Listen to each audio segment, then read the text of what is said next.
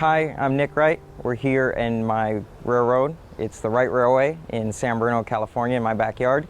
This is an F-scale railroad, which means it's garden size. It runs on G-scale track. It's 120.3 scale. We'll look at the railroad itself. It's mainly a large loop of track, about 100 feet long.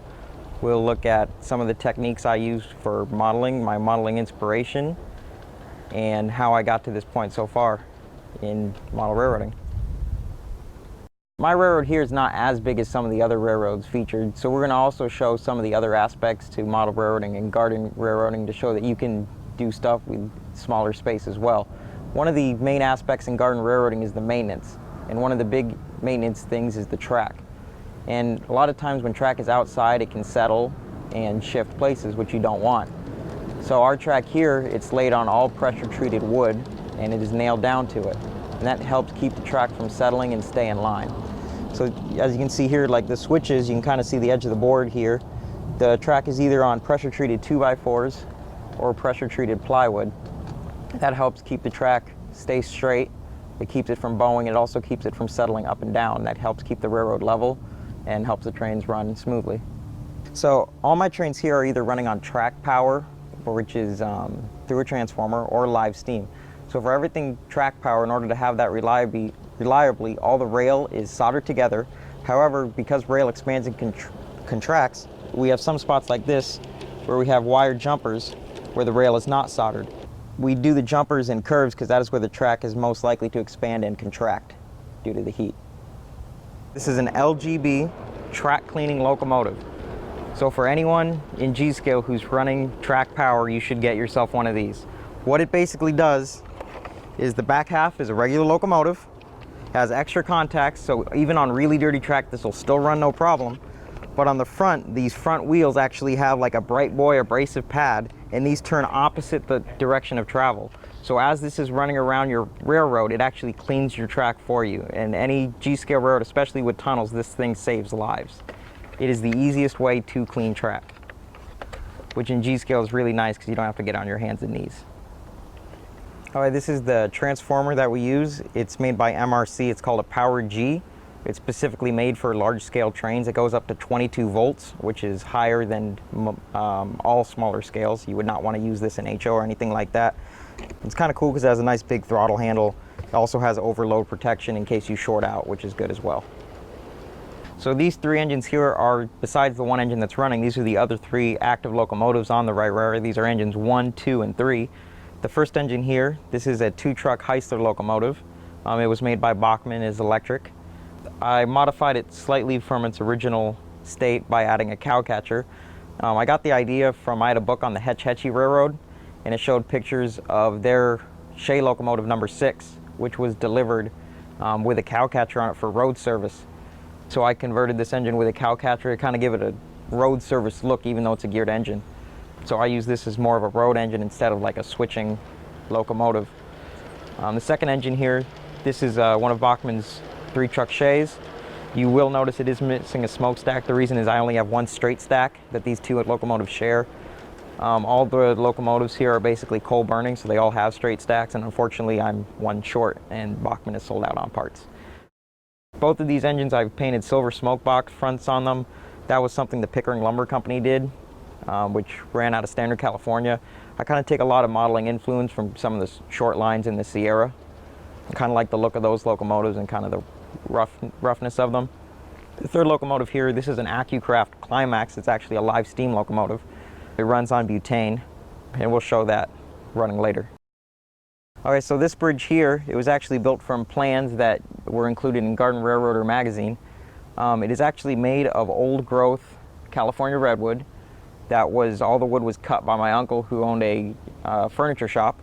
All the wood is held together with small brass nails. There is no glue in this bridge. The wood is not stained. This is natural weathering. This bridge has been outside for at least 15 years now, and it is still in very good shape. It is still extremely strong.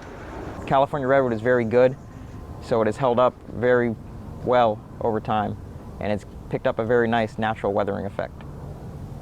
So right now I'm standing in our pond, which is currently empty because we are in July in California right now.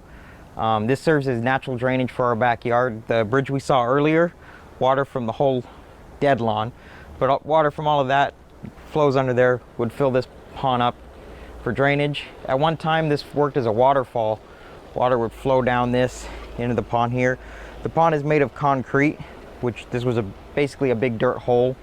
The problem with it is it leaks water very badly, which is good for drainage, very bad if you want to use it as a pond, which is why we keep it empty all the time. All right, so what I'm standing on right now, this is the waterfall that leads down into the pond. This is constructed on a steel pipe framework. All these rocks are held together with a mortar.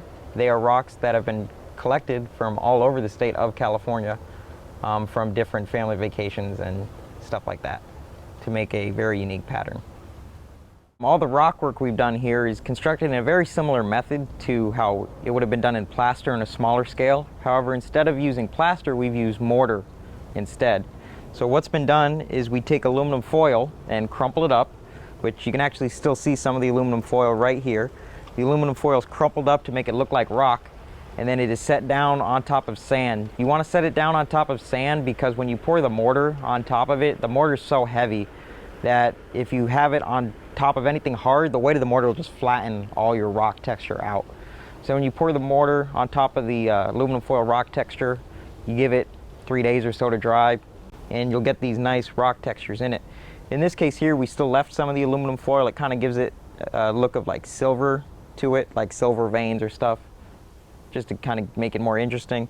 Over time, it'll also weather because it is mortar. It's kind of like a rock. So you can see here over time there's moss and stuff growing on it. It just gives it a good natural look. All right, this building up here, this is an abandoned water wheel. It is constructed of small pieces of stripped redwood, and it is then nailed together. I think it still spins, which it does, but the flume structure is long gone at this point, and it has again picked up a natural weathering look over time. We like using redwood for our structures out here because it holds up really well to the elements. The bugs don't really eat it, which means we don't have to stain it, which allows all the redwood to pick up a very nice natural weathering and blend in well with the environment. I'm here with 2 abandoned tunnel portals from part of the right-of-way that was ripped out due to it just simply becoming too much maintenance. At one time, we had probably 2 to 3 times the amount of track we have now out here, and it simply got too overgrown and it became too much of a maintenance problem. With me going to school and everything, there wasn't enough time to maintain everything. So this bottom tunnel portal here, it is constructed of redwood strips, just like the water wheel on top. It is also unstained and picked up the same natural weathering effect. This upper tunnel portal, it is constructed of the same mortar with aluminum foil method of the rock faces that was used earlier. Okay, so all this wooden cribbing here is also again redwood. It is held together with small furniture tacks from a nail gun, so there's also no glue involved. It is used to hold up what was the right-of-way at one time. So this is basically a shelf that was constructed out of the hillside, the same thing you see in a lot of places, abandoned right-of-way. So as you can see over time, the moss has also come through and given it a real nice natural look into the hillside. So here we're going to kind of follow a train around the big loop here. So this is basically the start of it. This is where the train enters the backyard from behind. So as the train comes around the corner here, it's going to enter the yard. It's going to go through this S curve along the top of the retaining wall.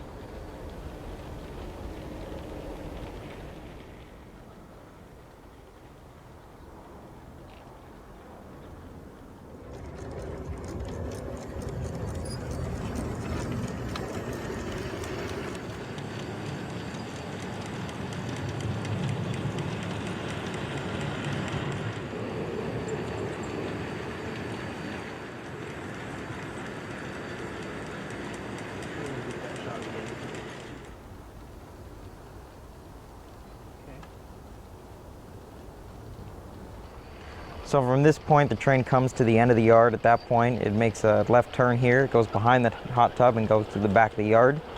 From that point, it runs along the fence back to the start of the yard.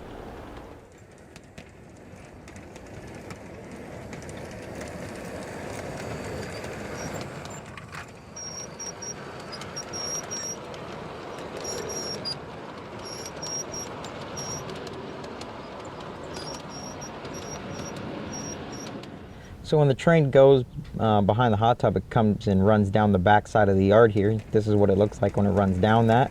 It goes underneath the tunnel and then runs along this board here, and then it'll make the turn and turn back into the front side of the backyard.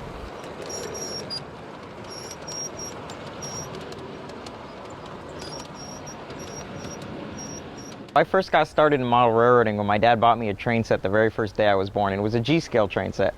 So I've been collecting trains in this scale for the past 22 years. So this shelf here is basically some of those trains over that time period. And it looks like some of them are a little worse for wear than others, but this is essentially the part shelf. And now, when most people refer to garden scale, they're actually referring to about 4 or 5 different scales in that range. Now the trains I run here are what's called F scale, which is 3-foot narrow gauge on this track. Most of these are standard gauge or narrow gauge equipment. Like this car here, this is a standard gauge center beam car. However, what I could do with this is I could take the bulkheads off, take the center beam off, and this can become an F-scale narrow gauge flat car with a new coat of paint. The train that we've been seeing here, running here today, those cars came off this shelf, and with new paint, metal wheels, and couplers, they've been put back into service. So it's always good to save what you have, and even though some of these have moss growing on them, they still can be used. All right, thanks everyone for watching. I hope you've enjoyed the tour of my Wright Railway. It's a relatively small railroad, but I sure have a lot of fun with it. And I hope I've shown that even if you don't have a lot of space, you can still have a lot of fun in G scale or any other scale. But before we go, we're going to add a climax to this video.